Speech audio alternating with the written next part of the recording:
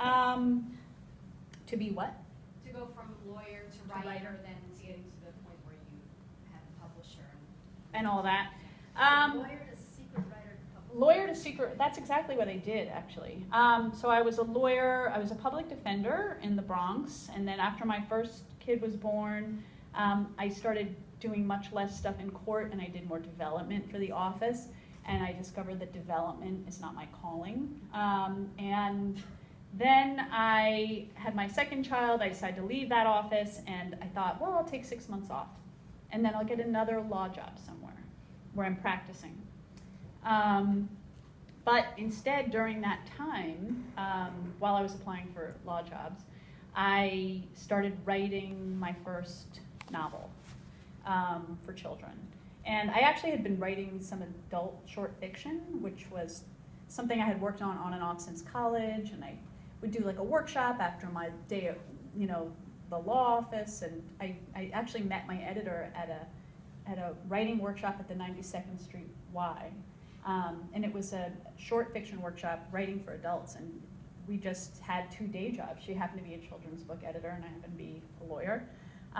But we sort of enjoyed each other's writing, and that's why ultimately when I had this draft together, she was the person I called. So that's in the luck column.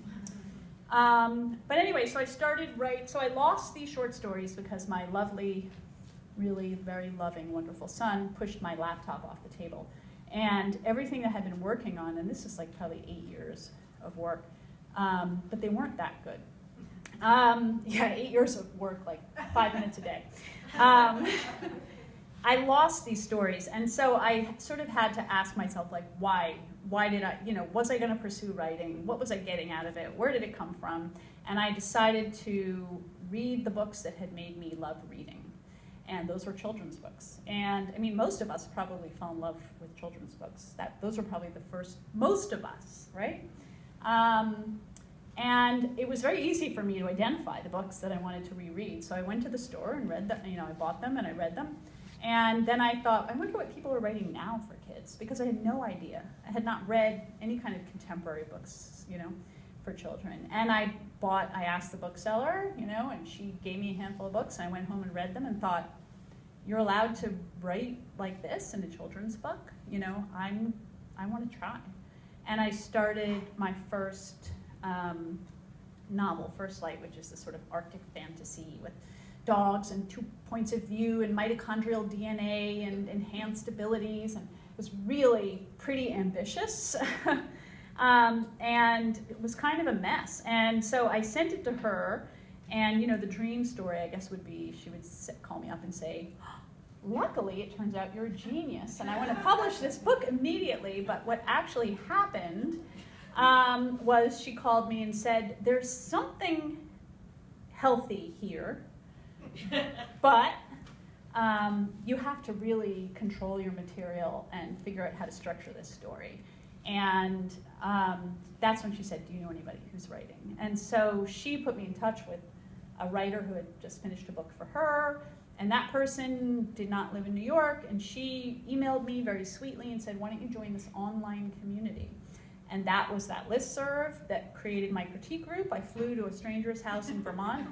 And then for 2 years with this group, which was, so Allison James, Karen Romano-Young, and, another writer who moved to Australia. But anyway, we would meet for like 3 times a year, maybe for 2 years, and I revised the novel that way. And 2 years later, I called Wendy back, my editor, and said, remember me? Not realizing that for an editor, 2 years is like the blink of an eye. And she said, sure, I remember you. So do you have do you have a new version of that story? And I said, yes. And so I sent it to her, and she said, okay, we can do this, but just to warn you, it's gonna be a really heavy revision. And so now I have written this book for a year, revised it over and over and over for 2 years, and so then I revised it with her pretty heavily for another year. And then that was the road. So now she's been my editor for for everything, all 2 books, and the one that I'm writing now is also for her. So that's the story. Have not gone back to the law.